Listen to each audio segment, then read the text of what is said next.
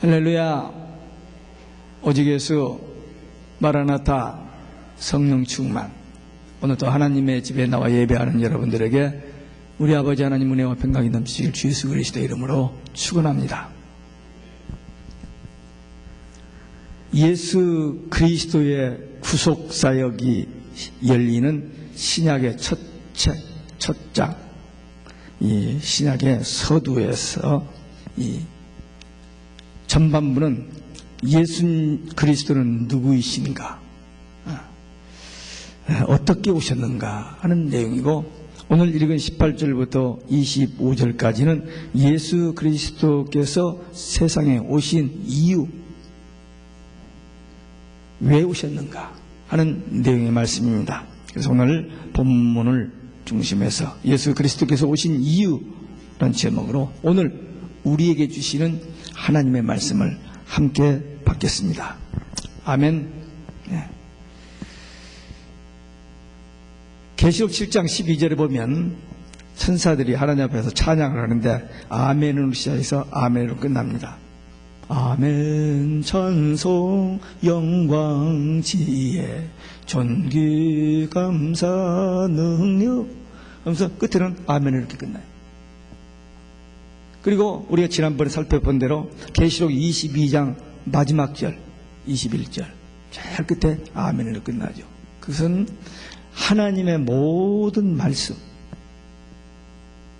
진실로 그렇게 되기를 원합니다. 그렇습니다. 그래서 아멘이에요. 그래서 우리가 찬송할 때 아멘, 기도할 때 아멘, 말씀 보다가 아멘, 또 성경 말씀 설교 듣다가도 아멘, 누구하고 대화하다가도 아멘, 길을 가다가도 어떤 생각이 탁 나면 아멘 되어지는 거예요. 성령이 우리와 끊임없이 계속 대화를 하는데 그때마다 우리 마음에 성령의 음성으로 들려지면, 하나님의 말씀으로 들려지면 아멘이 되어지는 겁니다. 그래서 아멘은 늘 해야 돼요. 혼자도 가만히 있다가 아멘 그렇게 되어져요. 그 아멘의 세계를 여러분들이 꼭 체험하시기 바랍니다. 지금까지 제가 아멘 별로 그렇게 적지 않았는데 지난번 계시록 22장을 끝내놓고 나서 계속 저도 많이 혼자 누가 이 얘기하다가 아멘 그럴 때가 있어요. 예수님께서 오신 이유, 첫째, 자기 백성을 죄에서 구원하시기 위해서 오셨습니다. 예수님은 구원자십니다. 마리아가 요셉과 정혼한 사이였습니다. 이 우리나라로 말하면 약혼 관계인데 우리는 약혼하다 파혼해도 법적으로 하자가 없습니다. 그러나 이스라엘 나라는 이 정혼은 결혼한 거라 다 결혼 생활만 하지 않지 법적으로는 부부입니다. 그런 상태에서 마리아가 임신을 한 거예요. 그러니 이 요셉이 얼마나 당황했겠습니까? 물론 가브리엘 천사가 마리아에게 나타나서 수태고시를 예수님이 잉태한다는 얘기 했을 때 어떻게 그런 일이 있을 수 있습니까? 근데 하나님이 하신 일이다 했더니 계집종이오니 주의 말씀대로 되기를 원합니다. 순종하는 모습이 있었는데, 여기 요셉의 마리아가 임신한 것을 보고 가만히 끊고자 했다 그랬습니다. 얼마나 자존심 상하고 얼마나 수치스럽겠어요. 근데 극한 감정을 다스렸습니다. 그리고 마리아에게 상처를 주지 않냐고 마리아를 보호하기 위해서 많이 생각을 했습니다. 어떻게 하면 좋을까? 그래서 오늘 성경 본문 19절에 보니까 그는 의로운 사람이라 그랬어요. 오늘날 우리 남자들도 이런 요셉처럼 됐으면 좋겠어요. 조금만 저기 확 일어난 그거 말고 정말 한 번 더 생각해보고 이 사건을 통해서 하나님이 우리에게 주신 뜻이 뭔가라고 생각하면서 이 일을 이렇게 요셉처럼 처리할 수 있었다면 우리도 보다 성숙한 사람이 됐을 겁니다. 성령으로 잉태했다. 아들을 낳으니 이름을 예수라 하라. 이때 요셉이 하나님 말씀에 순종을 합니다. 인간의 이성 논리로는 안 되죠. 근데 하나님의 말씀이기 때문에 순종을 합니다. 마리아와 요셉의 순종으로 예수님이 이 땅에 오십니다. 예수 그 이름의 뜻은 여호와는 구원이시다. 자기 백성을 저희 주에서 구원할 자이십니다. 그 구원이라는 의미입니다. 히브리어로 여호수아입니다. 그 모세의 후계자인 여호수아가 이스라엘 백성들을 가나안 땅으로 인도에 들어갑니다. 그게 예수님의 모형 예표입니다. 믿는 성도들, 하나님의 백성들 천국 가게 하는 인도자 하는 그 여호수아의 모습이고, 또 대제사장 여호수아가 있습니다. 바벨론 포로로 돌아와서 성전을 지으려고 하는데 성전 지을 수 있는 상황, 능력이 전혀 없었어요. 근데 힘으로도 못하고 능으로도 못하나 오직 나의 신으로 드러니라는 말씀대로 성령께서 저들의 마음을 감동하셔서 그 성전을 복권합니다. 그도 역시 예수님의 모형이었습니다. 예수님은 죄에서 구원할 자로 이 땅에 오셨습니다. 우리의 구주가 되셨습니다. 우리의 주와 구주가 되신 분. 로마서 6장 23절에 보면 죄의 삭은 사망이라 그랬습니다. 죄라는 말은 그 헬라 말로 하마르티아라는 말은 환역에서 빗나간 화살, 그런 의미인데, 하나님의 말씀에서 벗어나는 것, 하나님과의 관계에서 벗어나는 것, 그게 죄입니다. 하나님과의 관계가 떨어져 있는 것, 그게 죄예요. 그 죄의 삭은 죽음입니다. 멸망입니다. 심판입니다. 그래서 모든 인간은, 아담 이후 모든 인간은 그 죄로 인하여 멸망받고 심판받게 되어 있습니다. 그런데 하나님께서 구원의 길을 제시하셨습니다. 그게 메시아 그리스도이십니다. 그래서 예수님이 메시아로, 그리스도로 이 땅에 오셔서 우리 대신 십자가에 죽으시고 우리의 죄값을 지불하시고, 그래서 우리의 구원을 이루시고 십자가에 죽으신 다음에 부활하시고 승천하시고 이제 하나님 보좌 우편에 계시다가 우리를 데리러 다시 오시는 분이십니다. 그러니까 우리가 받은 구원, 우리 신앙생활에서 구원 하는데, 이런 모자란 10원에서 이런 모자란 구원이 아니라 이 구원은 엄청난 대가를 지불한 구원입니다. 값싼 구원이 아니에요. 값을 계산할 수 없는 예수님의 생명으로 얻은 구원입니다. 그런데 우리는 예수 믿는다고 하면서 예수님을 위해서, 복음을 위해서 이만큼도 희생하지 않는 아주 인색한, 그리고 주님이 우리를 위해서 죽으셨고 부활하셨고 승천하셨고 다시 오신다고 하신 말씀에 대해서 지식으로는 알고 있는데 그분이 오신다는 데 대해서 전혀 감격이 없는 그런 신앙생활을 하는 사람들이 많이 있습니다. 예수님께서 자기 백성, 이 자기 백성이 누구냐? 예수님을 구원자로 믿는 모든 사람, 이방인이나 유대인이나 또 남자나 여자나 동양이나 서양이나 할 것 없이 누구든지 복음을 듣고, 복음, 천국 복음 듣고 예수를 개인의 구주로 믿고 영접하고 고백하고 시인하고 증거하는 사람, 그런 사람들은 다 구원을 받습니다. 그래서 우리가 예수 믿는다 여기서만 말고 가슴에서, 그리고 우리 입술에서, 우리의 생활 속에서 예수님이 우리의 구주 되시고 개인적인 삶 속에서 그 예수님이 성령으로 우리 안에 계시는 그 삶을 살아야 돼요. 당시 유대인들은 정치적인 메시아를 기다렸습니다. 왜? 아브라함의 자손, 다윗의 자손으로 온다고 하니까 다윗이 번성했던 그 전성기에 그때 시대를 통치했던 그 다윗 왕과 같은 정치적인 인물로 오실 줄 알고 예수님이 이제 3년 동안 사역하면서 온 나라가 뒤집혀졌습니다.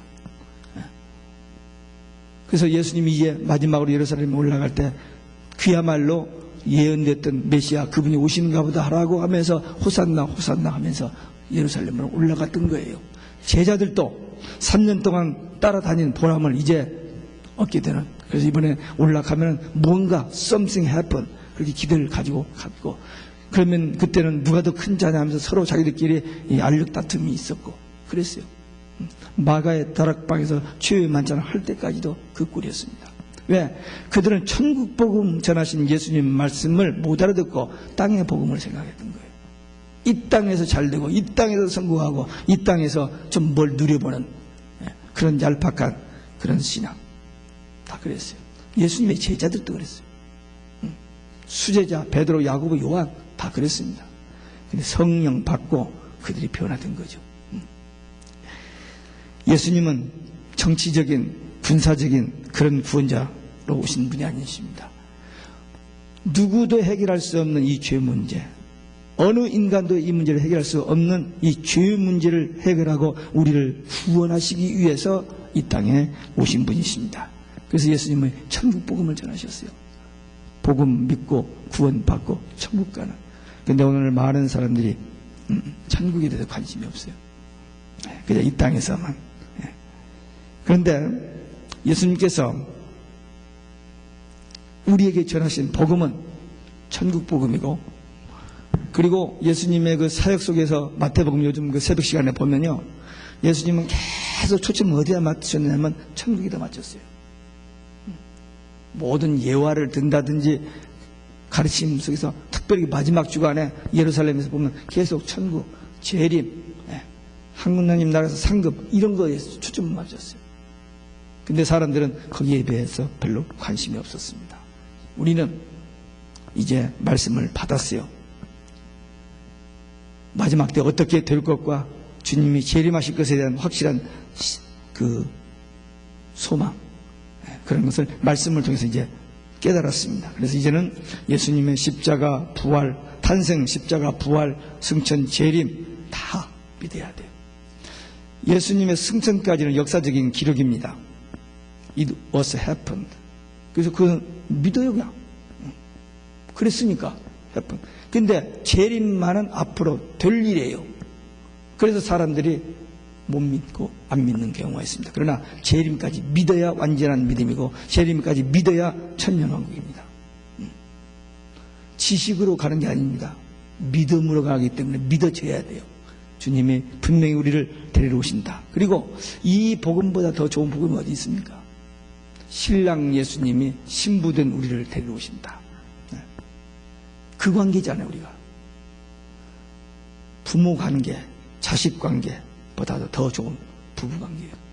신랑 신부 관계입니다. 그러니까 우리 믿는 성도들은, 우리 교회는 이 환란이 와도 반드시 승리하고 이제 어린 양 혼인잔치 천년왕국에 들어간다는 이 소망 가지고 끝까지 오직 예수, 우리를 영원한 죄와 멸망으로부터 구원하셔서 하나님의 자녀 천국되어 살게 하시고 천국 가게 하시는 그 구원자 되신 예수님만 사모하고 기다리며 증거하는 삶이 되시기를 주 예수 그리스도의 이름으로 축원합니다.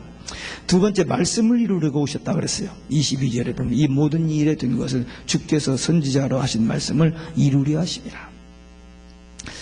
예수님의 탄생은 구약의 모든 언약, 예언의 성취입니다. 그 말씀을 이루려고 오신 거예요. 최초의 언약, 창세기 3장에서 아담과 하와가 범죄했을 때, 숨었을 때 하나님이 찾아오셔서 여인의 우선 메시아 그리스도 보내주실 것을 말씀하셨고, 아브라함을 부르셔서 믿음의 조상을 선택하시면서 아브라함에게 그 약속을 하시고, 다윗 왕에 그 약속을 하셨고, 선지자들을 통해서 계속 그 말씀을 약속하시고 예언하셨습니다. 구약에서 예언되었던 메시아 그리스도, 그분이 성경 예언대로, 말씀대로 이 땅에 오셨습니다. 구약에 이 메시아에 대한 예언이 456번 나옵니다. 456번 직접 간접으로 인용된 말씀들이. 근데 그 예수님의 초림은 100% 완성. 그래서 지난 주일에 말씀 묵상한 대로 역사적인 족보와 정통성을 가지고 이 땅에 오신 분인 것을 확실히 증거되었습니다. 이사야서 7장 14절에 보면 보라 처녀가 잉태하여 아들을 낳을 것이요 그 이름을 임마누엘이라. 예수님이 오시기 이전 700년 전에 이사야 선지를 통해서 예언된 그 말씀은 그대로 동정녀 마리아에게서 그 언약의 성취로 예수님이 이 땅에 오셨습니다. 이 처녀가 잉태하여 아들을 낳는다, 이 말을 마리아도 힘들게 어렵게 생각했지만 하나님의 말씀이기 때문에 순종했는데, 오늘날 현대 학자들이 그 말을 참 이해하기가 어려우니까 참 이렇게 저렇게 여러 가지로 설명을 합니다. 이 PhD 한 사람들은 본래 머리가 좋은 사람들이죠. 그리고 그들의 하나의 좀 특성이 있는데 뭐냐면은 사람들로 하여금 자기가 주장하는 이론, 사상, 이 논리를 설득시키는데 아주 귀재들입니다. 그래서 그들이 한 말을 사람들이 다 믿게 만드는 거, 그것이 그들의 하는 일이에요. 그래서 이 처녀가 잉태하여 아들을 낳은 것을 이성으로는 우리의 저기는 믿어지지를 않으니까 참 이상스럽게 설명하는 자유주의 신학자들이 있습니다. 그러나 예수님은 성경의 예언대로 처녀의 몸에서 잉태하고 출생했습니다. 우리 신앙은 하나님의 말씀에 근거해야지 사람 어떤 학자의 말에 근거하면 안 됩니다. 참고는 할 수 있어요. 그러나 성경과 대치된 것은 일체 용납해서는 안 됩니다. 오직 성경만이 참 우리의 신앙의 잣대입니다. 초림 예언이 456번 예언됐는데 재림은 1518번 예언되어 있습니다. 기록되어 있어요. 재림에 대한 내용이 성경에 거의 3배 이상. 그렇기 때문에 반드시 그대로 됩니다. 초림 예언의 성취로 오신 분, 또 말씀의 성취로 재림하실 분, 우리는 조금도 의심할 바가 없습니다. 아까 우리 어린아이들에게 얘기했습니다만, 우리 사람은 약속을 해놓고 지키지 못할 수가 있습니다. 그런데 하나님은 약속하신 것을 반드시 지키시는 분, 그래서 언약의 하나님이십니다. 말씀으로 천지를 창조하셨고 말씀 언약하시고 그 말씀을 반드시 성취하시는 분이십니다.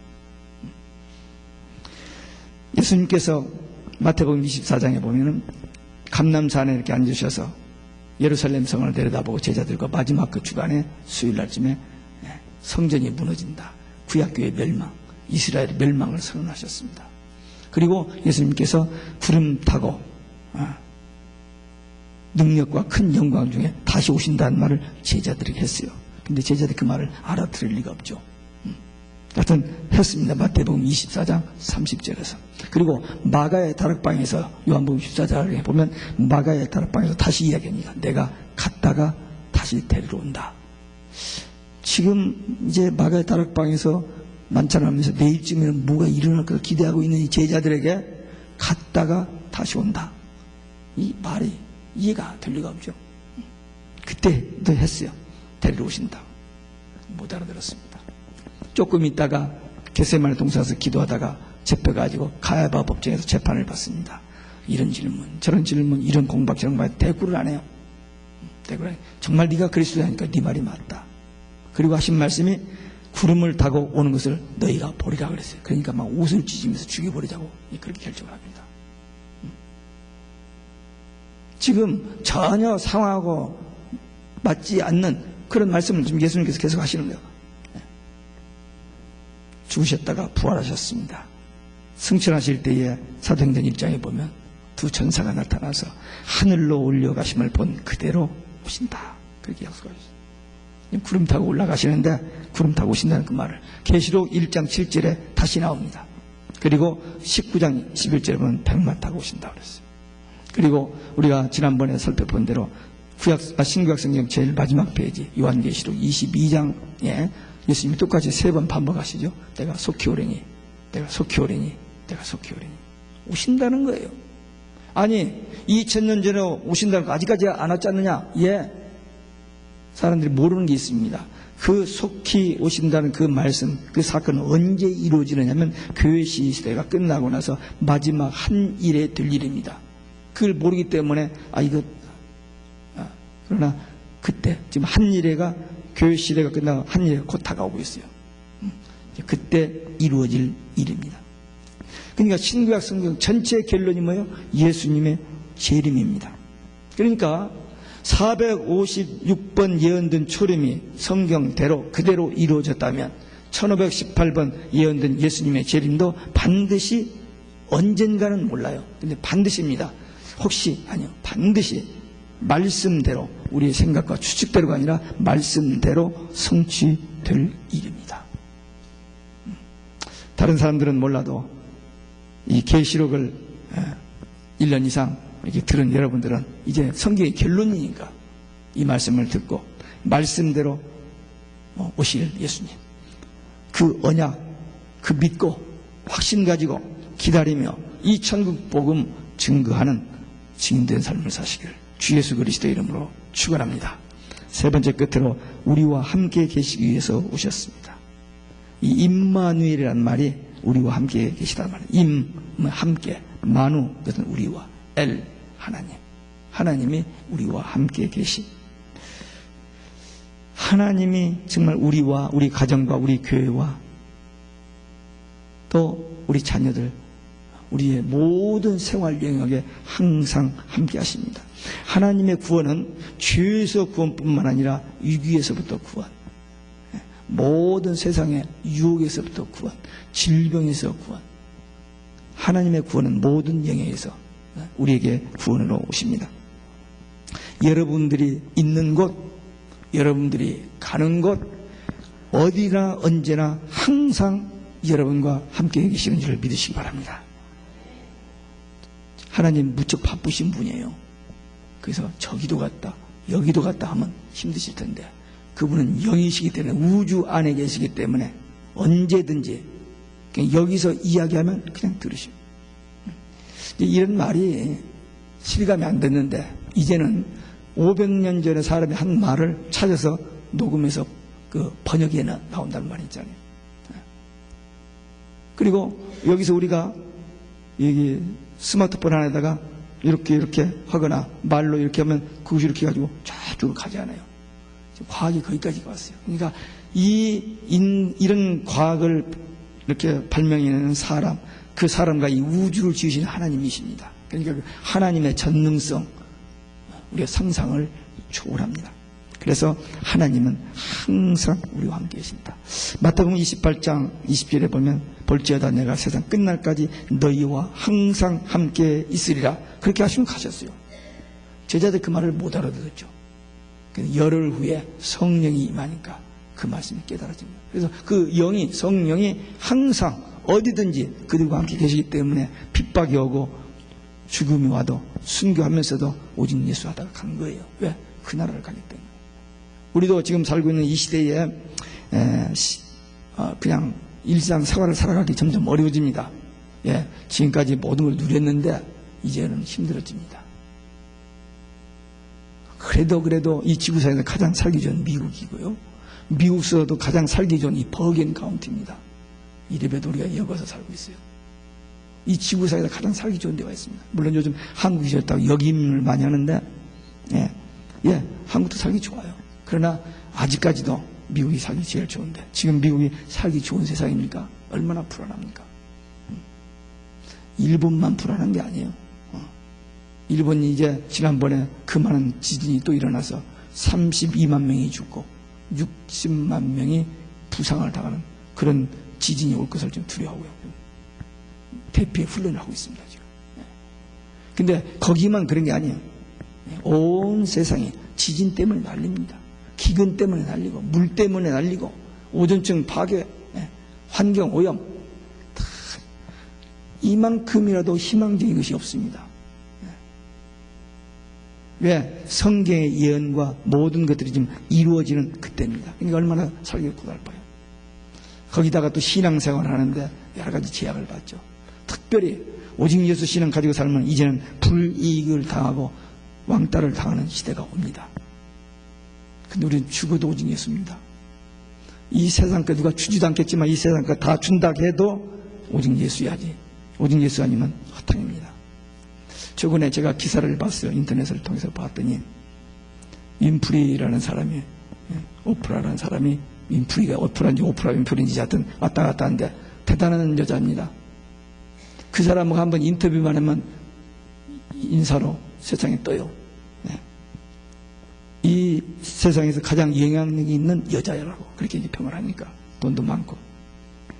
이 사람이 어렸을 때 고난 속에서 살면서 신앙에서 자랐다고 그렇게 우리가 알고 있었습니다. 근데 요즘은 헛소리를 해요. 예수님만 구원의 길이 아니다. 근데 그 말을 그 사람이 안 할 수가 없습니다. 그 말 안 하면 그 사람이 몰락당해요. 저기 살아남을 수가 없어요. 지금 세상이 그렇게 되어가요. 우리는 아직 피렘이니까 사람들이 시선이 안 띄니까 오직 예수 해도 되지. 좀 사람들 눈에 띄면 오직 예수는 살아남지 못해요. 저들이 하는 거기에 동조를 해야 됩니다. 예수 밖에도 구원이 있다고 해야만 살아남지, 예수님만 구원이다라고 하면 살아남지 못해요. 그런 세상이 지금 왔습니다. 근데 우리는 좀 오래 살면 뭐하고, 좀 죽어도 우리는 예수님만이 구원의 길이다 라고 믿다가 천국 가야 돼요. 우리 사랑하는, 우리 아까 어린아이들이 얘기했습니다만, 우리 사랑하는 가족들이 떠납니다. 좋은 직장도 하루아침에, 부귀영화도 하루아침에 다 날아갈 수가 있어요. 그러나 예수님만은 우리를 떠나지 않습니다. 절대로 떠나지 않아요. 예수님 우리 손을 잡고 있습니다. 그리고 우리와 함께 하십니다. 그러니까 예수님만 우리는 따르고 예수님만 바라보고 예수님만 의지해야 돼요. 세상 그 의지하면 다 낭망하고 실패하고 또 불행해집니다. 예수님은 우리의 구원자, 예수님은 우리와 함께, 예수님께서 이 땅에 오셔서 우리를 구원하셨고 또 보혜사 성령을 보내셔서 우리와 함께 하시고, 그러니 우리가 얼마나 귀한 존재입니까? 아니 좀 좋은 분, 그분이 우리와 함께, 우리 부모, 우리 형제가 우리 같이 있어도 좋은데 하나님이 우리와 함께, 그것도 조금도 놓치지 아니하고, 그리고 우리의 모든 문제를 해결해 주신 그분이 우리와 함께 우리의 구주, 우리의 주인, 우리의 왕, 우리 안에 계셔서 천국 되어 살게 하시고 우리 천국 가게 하신다는 이 예수님, 이 하나님, 이거보다 눈앞에 전개된 그것에 질질 끌려간다. 말이 안 되죠. 그러나 우리 말고 그런 사람들이 많아요. 신앙생활 열심히 잘한다고 하다가 그만 조금 이해관계 좀 뭐 하면 거기 다 넘어져 버려요. 우리는 끝까지 오직 예수입니다. 그분이 우리 안에 계셔서 위로해 주시고 상담해 주시고 가르쳐 주시고 깨닫게 하시고 또 순종하며 따라갈 수 있도록 그 세상 어디를 가나 무엇을 하든지 항상 함께 해주시는 그분, 이 세상에서 뿐만 아니라 천국에서 영원히 우리와 함께 하시는 그분, 그분이 우리 하나님, 우리는 그의 자녀, 그의 교회. 이것은 어떤 것을 지불하거나도 어떤 것과도 바꿀 수 없는 절대적인 것입니다. 이 신앙 가지고 살아야 돼요. 앞으로 분명히 핍박도 오고 환난이 오고 해도 그건 과정일 뿐이지, 우리에게는 신랑 예수님이 신부된 교회를 데리러 오신다는 이 복음 하나 때문에 어떤 핍박이나 어떤 고난이나 어떤 어려움도 이겨낼 수 있어야 돼요. 오늘 아침에 일부 예배에 우리 장로님 한 분이 시계를 가져와서 자랑을 해요. 이렇게 들리면 이 맥박을 다 측량해서 나와요. 그만큼 좋아집니다. 좀 있으면 칩을 몸에다 집어넣으면요, 의사한테 가서 뭐 이렇게 저렇게 뭐 과거 얘기를 다 나오니까. 그리고 그 칩을 넣으면은 우리 몸에 유익하고 좋은 것 뭐 이런 것까지 다 들어갈 거예요. 그래서 강제로 받으라고 아니라 자진해서 받게 되는 그때가 올 겁니다. 틀림없이. 저는 그렇게 봐요. 오늘 아침 그걸 딱 보면서 저는 그 생각이 들더라고요. 분명합니다. 칩을 곧 집어넣습니다. 벌써 집어넣기 시작했고, 칩은 칩입니다. 베르칩은 베르칩이에요. 그러나 그것이 666 짐승의 표로 가는 그 과정인 것은 부인할 길이 없어요. 아직은 아니지만. 근데 놀라운 것은 목사들이 그건 받아도 된다라고 의논해서 발표를 했다는 거예요. LA에서 그런 줄 알았는데 뉴욕에서도 그랬대. 그러니까 할 일이 아니거든. 그런 것은 모른다고 가만히 있으면 되는데. 근데 성경은 예언해놨어요. 주의 종들이, 거짓 종들이 받게 한다고 해놨어요. 계시록 13장 15절을 보세요. 거버너가 집어넣으라는 게 아니고, 대통령이 집어넣으라고가 아니라 주의 종들이 받아도 된다고 해서 집어넣게 만든다는. 근데 지금 그런 교회들이 있잖아요. 한 개 15,000명 되는 교회 목사가 전 교회인데 집을 집어넣잖아요. 성경대로입니다. 우리는 정신 바짝 차려야 돼요. 얼마나 정말 부자로 행복하게 만년 가려놓고 120세까지 산다고요? 포기해. 120세까지 살면 뭐합니까? 주님 곧 오시는데 주님 맞을 준비하면 살아야 돼요. 예. 우리 구원해 주신 주님, 그리고 우리와 함께 하시는 주님, 이 놀라운 비밀을 오늘 아침에 다시 깨달았어요. 우리 주님이 오신 이유, 우리를 구원하시고 우리와 이 세상 끝날까지 그리고 영원토록 함께 해주시기 위해서 오신 주님, 하나님의 언약을 성취하러 오신 주님, 초림 그러니까 재림도 언약하신 데 성취하러 오시는 주님, 그 주님 한 분이면 we have everything. 예수 없이는 nothing. 예수만 있으면 we have everything. 이 신앙을 가지고 끝까지 승리하는 우리 모두 되시기를 주 예수 그리스도의 이름으로 축원합니다. 기도하시겠습니다.